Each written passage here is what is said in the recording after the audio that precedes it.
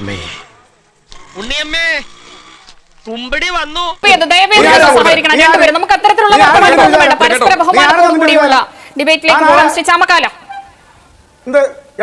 ശ്രീ സുരേഷ് കുമാർ വേണ്ട. ഇന്ന് നമുക്ക് ഇവിടെ തന്നെ കൂടാ. എല്ലാം അറിഞ്ഞിട്ട് തന്നെ കാര്യം. തമ്പി രണ്ട് കസേര എടുത്ത് പുറത്തേക്ക് ഇടുക. കൗണ്ടർ പോയിന്റിലേക്ക് വീണ്ടും ശ്രീ ജ്യോതികുമാർ ചാമക്കാല. 2 മിനിറ്റാണുള്ളത്. മോഷണമോ സ്പോൺസറെ കണ്ടെത്തലോ ഒന്നും ദേവസ്വം ബോർഡിന്റെ ഉത്തരവാദിത്തത്തിൽ വരുന്നതല്ല എന്നാണ് ഇപ്പോൾ CPM നേതാക്കളും മന്ത്രിമാരടക്കമുള്ളവരും പറയുന്നത്. നിങ്ങൾ എന്താണ് ഇതേക്കുറിച്ച് മനസ്സിലാക്കിയിട്ടുള്ളത്? എത്ര വിചിത്രമായ വാദമായിട്ടാണ് വന്നിരിക്കുന്നത് ആലോചിച്ചു. ഈ ജനങ്ങൾ, കേരളത്തിലെ ജനങ്ങളെയൊക്കെ എത്ര വിഡ്ഢികളാക്കുക.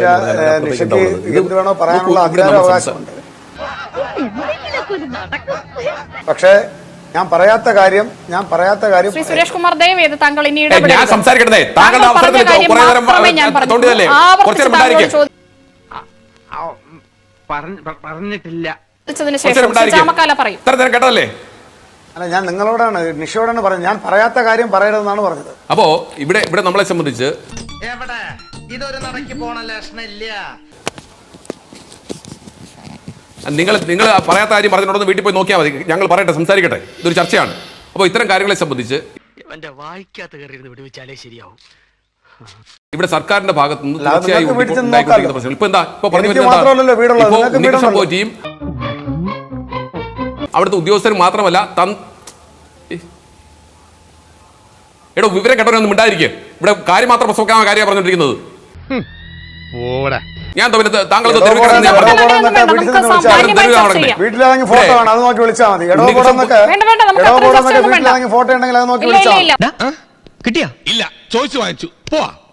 ശ്രീ ചാമക്കാല ചോദ്യത്തിന് ഉത്തരം പറയും. എടോപോടെന്നൊക്കെ വിളിക്കുന്നത് വീട്ടിലേതെങ്കിലും മുതിർന്ന ആളുകളുണ്ടെങ്കിൽ അവരെ വിളിച്ചാൽ മതി, ഇങ്ങോട്ട് വിളിക്കണ്ട. തന്റെ അവസരം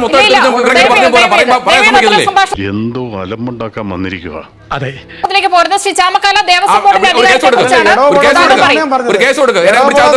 വീട്ടിൽ ആരെങ്കിലും മുതിർന്നവരുണ്ടെങ്കിൽ അവരെ വിളിച്ചാൽ മതി. ആഞ്ജനേയ സ്വാമി അവരെ വിളിച്ചാൽ മതി, ഇങ്ങോട്ട് വിളിക്കണ്ട. ഇങ്ങോട്ട് ഞാൻ നിങ്ങളെ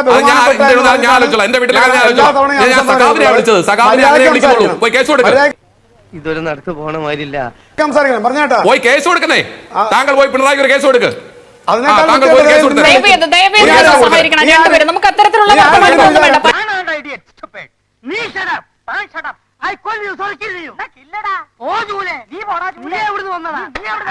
പരസ്പര ബഹുമാനത്തോടു കൂടിയുള്ള ഡിബേറ്റിലേക്ക് പോകാം. ശ്രീ ചാമക്കാല, ശ്രീ സുരേഷ് കുമാർ വേണ്ട. ദൈവമേ, ഇത് രണ്ട് കക്ഷികൾക്കും ചേർത്ത് ഒറ്റ വിധിയാണെന്നാണ് തോന്നുന്നത്. ശ്രീ ചാമക്കാല പറഞ്ഞു പൂർത്തിയാക്കി. ഞാൻ വിളിച്ചില്ലല്ലോ, മര്യാദയ്ക്ക് തിരുവാതുറപ്പിക്കല്ലേ? അതെ, ഇടഞ്ഞ ഞാൻ കൊല കൊമ്പനാ, കൊല കൊമ്പൻ.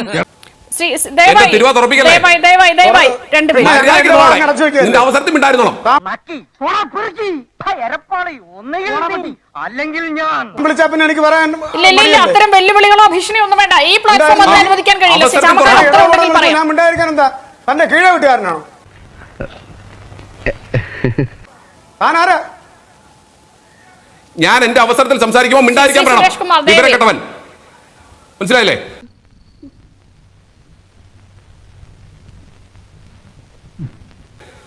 എന്നെ മര്യാദ പഠിപ്പിക്കാമല്ലോ. ആദ്യം എന്നെ മര്യാദ പഠിപ്പിക്കാമല്ലോ. ഞാൻ ഉണ്ടായിരുന്നില്ലേ? എന്നെ മര്യാദ പഠിപ്പിക്കാമല്ലോ. ഞാൻ ഉണ്ടായിരുന്നില്ലേ?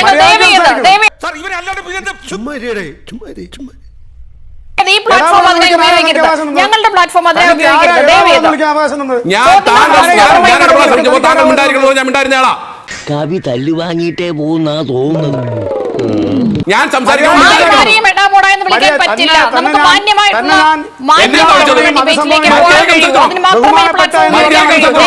ഇത്രയും വലിയ ഗതി കെട്ടവൻ ഈ ലോകത്ത് വേറെ ആരെങ്കിലും ഉണ്ടാവും എന്റെ കർത്താവേ.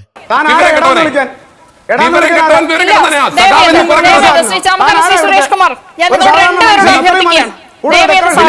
വന്നാൽ വിളിക്കും. ഈശ്വര, ഇവിടെ ആരില്ലല്ലോ ഇതൊന്ന് പറഞ്ഞു ചിരിക്കാനായിട്ട്. വിളിപ്പിച്ചാൽ വിളിക്കും. വിളിക്കേണ്ടി വന്നാൽ വിളിക്കും. വിളിപ്പിച്ചാൽ വിളിക്കും. സാധാരണ മനുഷ്യൻ കൂടുതൽ വേണ്ട, മര്യാദയ്ക്ക് സംസാരിക്കണം. പറഞ്ഞേട്ടാ, കർത്താവിന്റെ നാമത്തിൽ ബാക്കി പറയരുത്. താൻ ആരോടെ എടാന്ന് വിളിക്കാൻ? താൻ ആരാ എന്നെ എടാന്ന് വിളിക്കാൻ? പിണറായിക്ക് എന്താ 3 കാലുണ്ടോ? താൻ ആരാ 4 കാലുണ്ടോ? ശ്രീ സുരേഷ് കുമാർ ദയവായി ഒരു ആക്സിഡന്റ് കേസുള്ള യോഗ കൊത്തു വന്നിട്ട് പ്രകോപനം ഉണ്ടാക്കരുത്.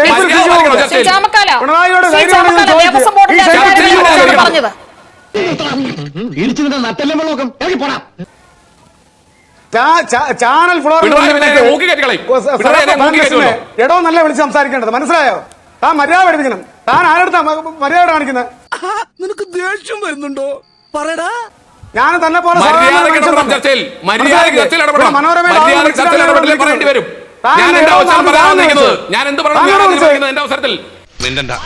തെറി വിളിച്ച് തൊണ്ടാടുമ്പോ അവര് വിക്സ് വാങ്ങാൻ പോയിക്കോളും.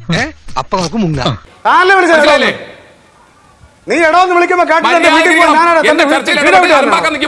ചോദിച്ചാൽ ഉത്തരം പറയില്ല. ഇനി ഇവന്മാരെ അങ്ങനെ വിടാൻ പറ്റില്ല. ഞാൻ എന്ത് പറയണമെന്ന് ഞാൻ തീരുമാനിക്കും. എന്റെ അവസരത്തിൽ ഞാൻ താങ്കളുടെ അവസരത്തിൽ ഞാൻ ഇടപെട്ടപ്പോ താങ്കൾ എന്നെ നിയന്ത്രിച്ചില്ലേ? ഞാൻ മിണ്ടാണ്ടിരുന്നോട്ടോ, കുത്തിക്കളയും ഞാൻ.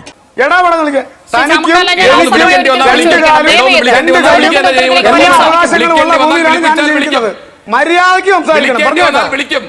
ഞാൻ ഇവന്റെ 2 വാങ്ങിച്ചിട്ടേ പോവുള്ളൂ. മര്യാദയ്ക്ക് സംസാരിക്കണം. തിരിച്ച് അതേപോലെ കേൾക്കും.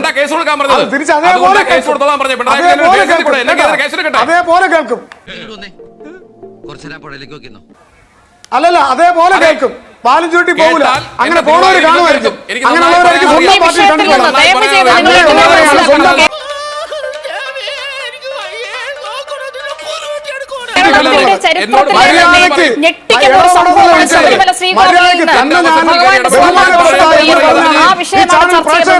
ഇപ്പൊ ഇവൻ പറയട്ടെ, നീ കേക്ക്. ഇപ്പൊ ഇവന്റെ സമയം. കുറച്ച് കഴിയുമ്പോ നീ കേക്ക്, ഇവൻ പറയട്ടെ, അപ്പൊ നിന്റെ സമയം.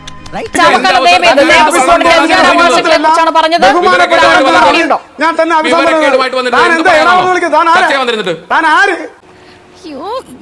കിട്ടിയാടോ ഇയാളെ? നീ ഒന്നുമല്ല, അങ്ങനൊന്നും പറഞ്ഞു പഠിക്കരുത്.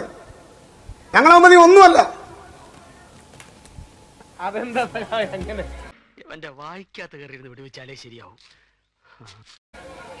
ശ്രീ സുരേഷ് കുമാർ, ഈ പ്ലാറ്റ്ഫോം ദയവേത് ഇത്തരത്തിലുള്ള വെല്ലുവിളികൾക്ക് ഉപയോഗിക്കുന്നത്? ആരാ വെല്ലുവിളിക്ക്? ആരാ ഉപയോഗിച്ചത്? എന്റെ വേളാങ്കണ്ണി മാതാവേ, ഇവന് കുറച്ചു ബുദ്ധി ഉണ്ടായിരുന്നെങ്കിൽ മന്ദബുദ്ധി എന്നെങ്കിലും വിളിക്കായിരുന്നു. അതും ഇല്ലാതായി. എടോ പോടാ വിളിച്ചത്. മൂക്കി കയറ്റി കളയോ?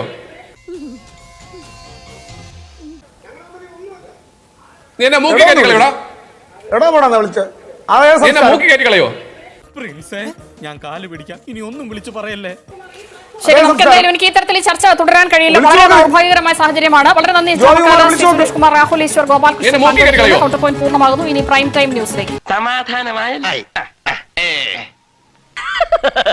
തൽക്കാലം ഇത്രയും മതി. വരട്ടെ.